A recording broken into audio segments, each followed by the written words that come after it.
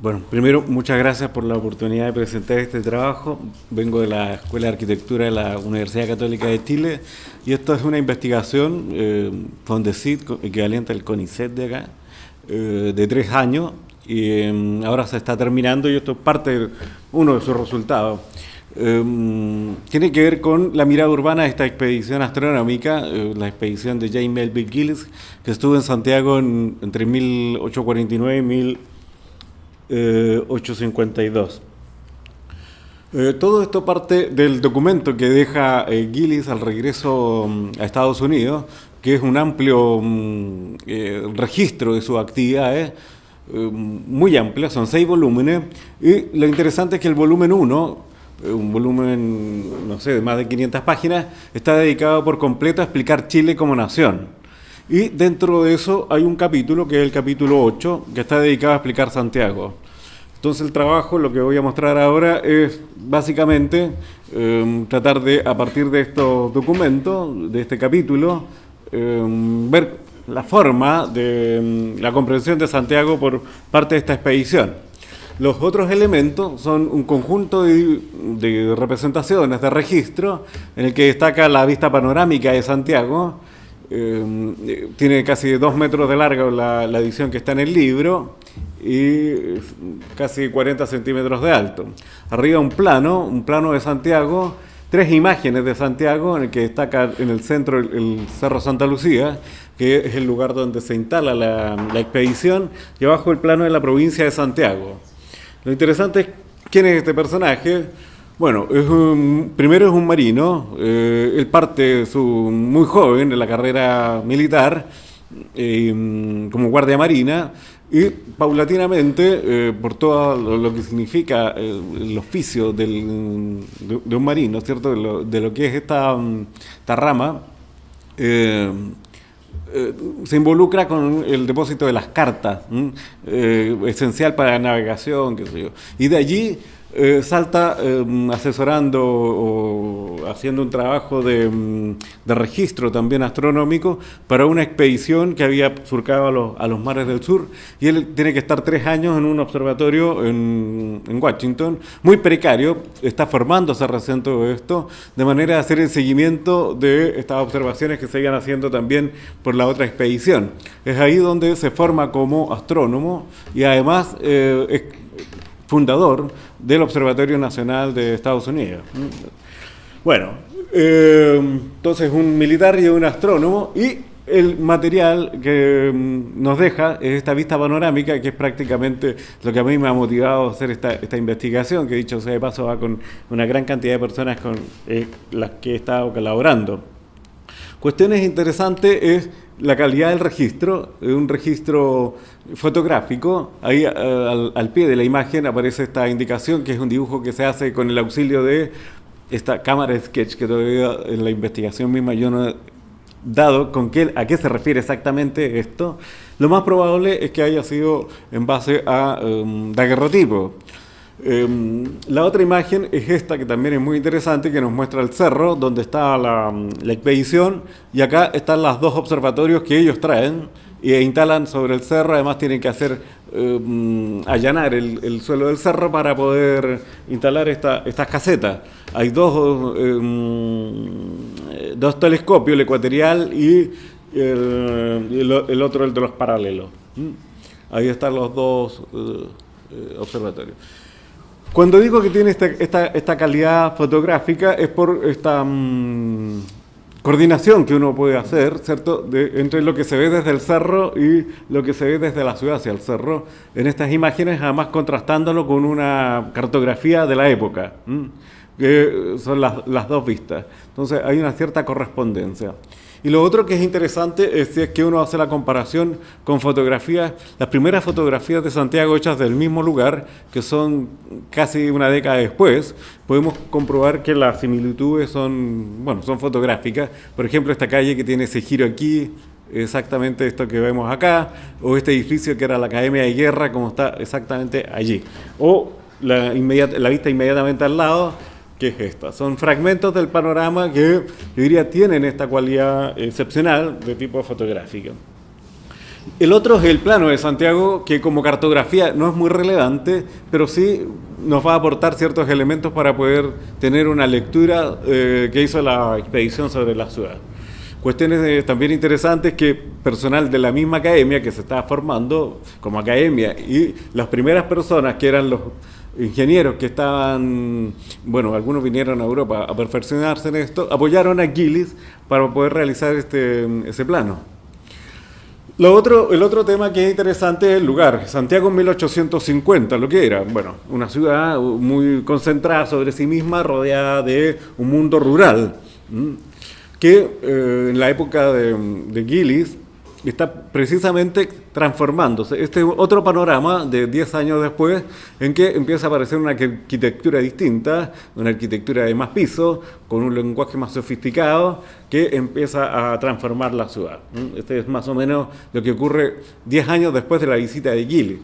Bueno, todo esto, para poder hacer esta lectura de lo que es la mirada de este astrónomo, hizo necesario que en la investigación tuviéramos que reconstruir un plano de Santiago en 1850, que es otra arista de la investigación, y el plano que está allí es un plano a escala 1:5000, que mide casi 2 metros por 1:50, más o menos. Eso fue necesario, como digo, para poder contrastar lo visto por Gillies. Todo esto además se pudo hacer por unos registros muy precisos que tiene Santiago. Por ejemplo, este es un levantamiento de sus calles en 1890 que nos permitió hacer este plano, más otras informaciones que no es el caso de explicar aquí. Todo esto también complementado con cartografía histórica que hizo posible hacer la regresión desde 1890 a 1850. Bueno, las evidencias para hablar sobre esta mirada urbana es la siguiente. Este es un panorama que, como forma de representación, obedece también una forma de ver, que es una forma de ver muy propia de esa época, muy propia del siglo XIX, que tiene que ver con estar en un lugar y poder contemplar en 360 grados de manera continua. Eso que es muy fácil de decir en palabras, a la hora de llevar la representación, trae este problema. Cómo esa experiencia que es única y que es una experiencia de continuidad, es decir, que no tiene ni principio ni fin, ni punto jerárquico, se lleva a una representación que es limitada, es decir, que tiene extremos y que tiene un centro. La idea de centro es fundamental en cualquier imagen. La pregunta entonces, ¿cómo se organiza esa vista panorámica? Uno diría que el centro sería la clave, o sea, ¿qué es lo que se pone en el centro, qué es lo que acapara la atención? Y uno toma esa selección y un edificio de recreo, que tiene ese techo tan particular, que era el Reñero de Gallo. Uno diría, mira, ¿es ese lo que quería ver Gillies desde la ciudad, desde el cerro de la ciudad?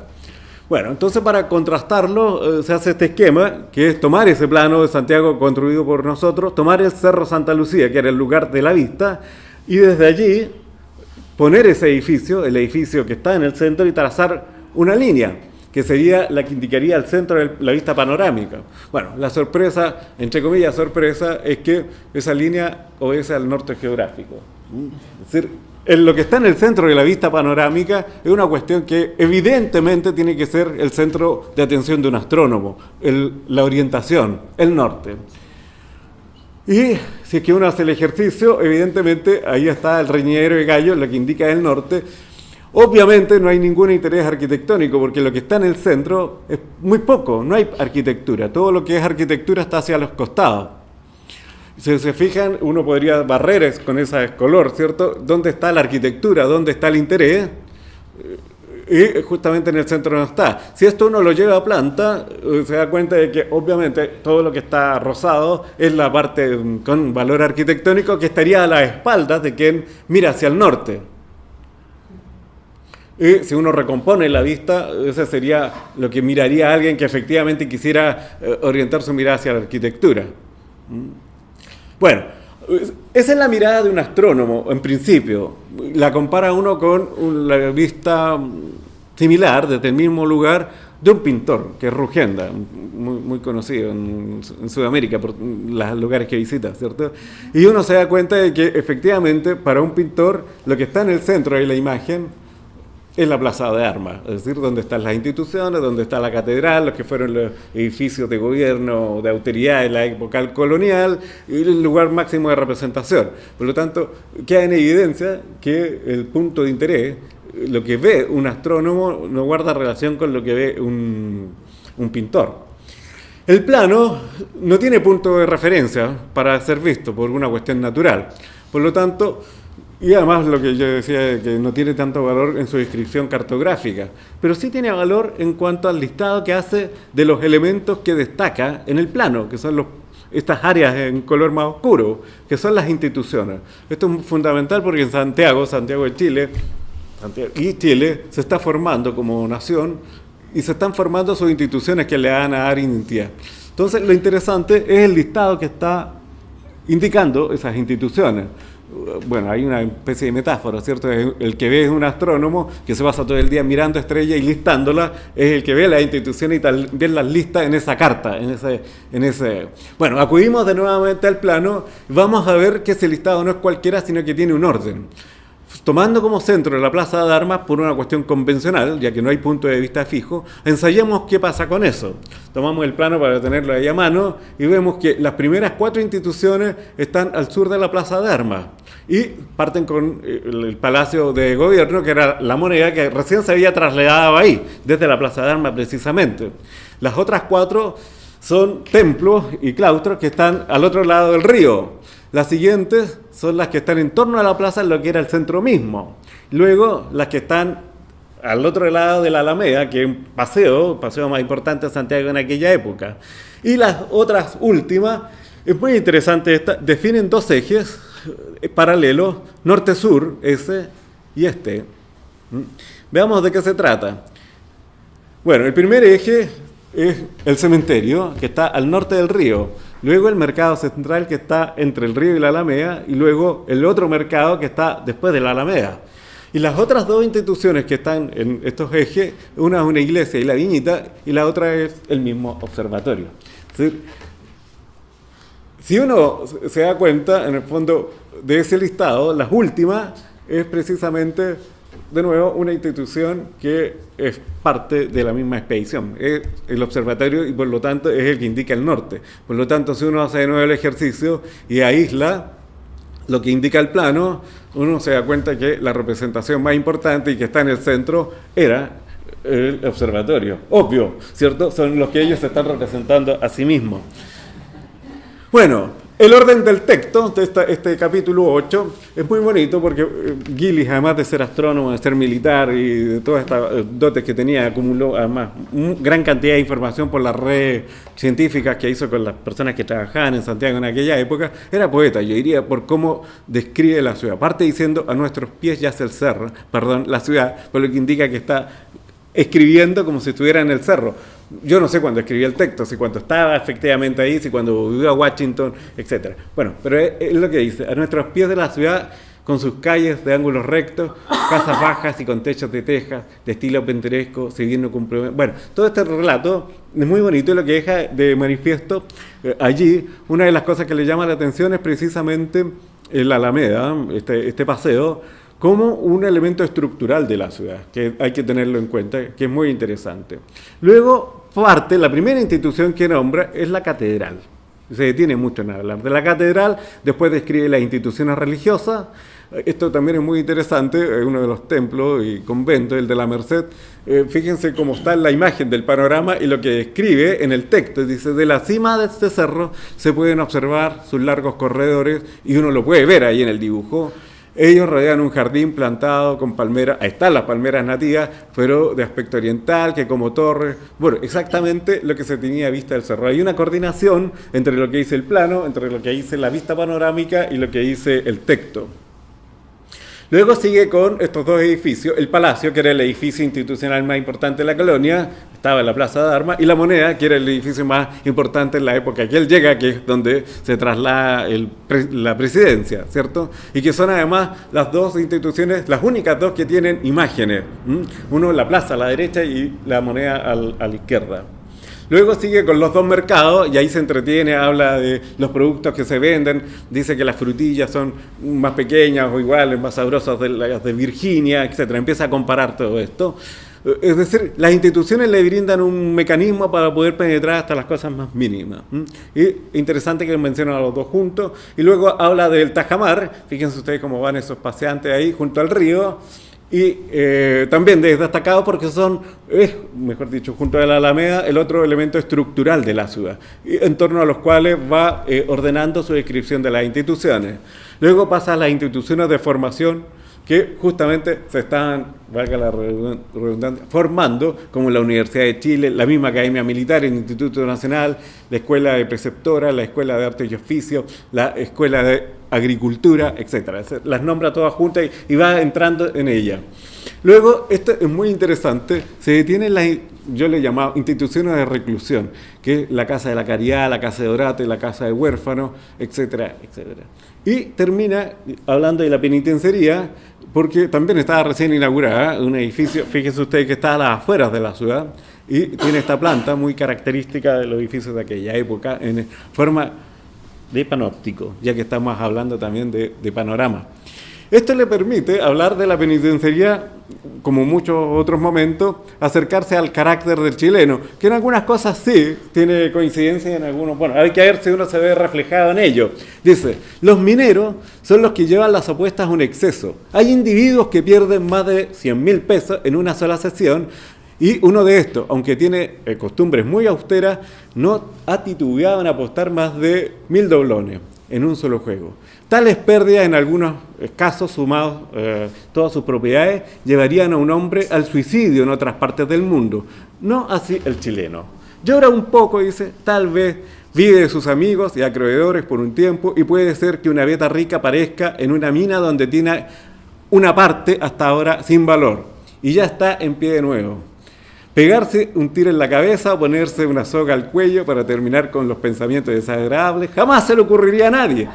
Llegarán al panteón, dice, bastante a tiempo, sin la necesidad de agencia propia. Y con el cementerio público cerraré este capítulo sobre Santiago. Efectivamente, termina hablando del cementerio y de los horrores que ve también en el cementerio. Interesante es que el relato comienza con la catedral y termina con el cementerio. Muy interesante. Bueno, todo esto no es más que elucubraciones sobre interpretaciones sobre estos documentos que hablan de un Santiago posible, una posibilidad, ¿cierto? Un mundo posible de lo que describe Gilles y que nos lleva a esta cita. El discurso humano funda la realidad en vez de fundarse en ella. Todo lo que decimos o creemos pertenece a un juego de lenguaje que le confiere sentido y fuera del cual resulta incomprensible. Este es un filósofo. Para Richard Rorty, no hay propiamente una realidad en sí en la que podemos confrontar nuestros relatos, distinguiendo aquellos que son verdaderos de aquellos que son falsos, aquellos que son claros de aquellos que son confusos.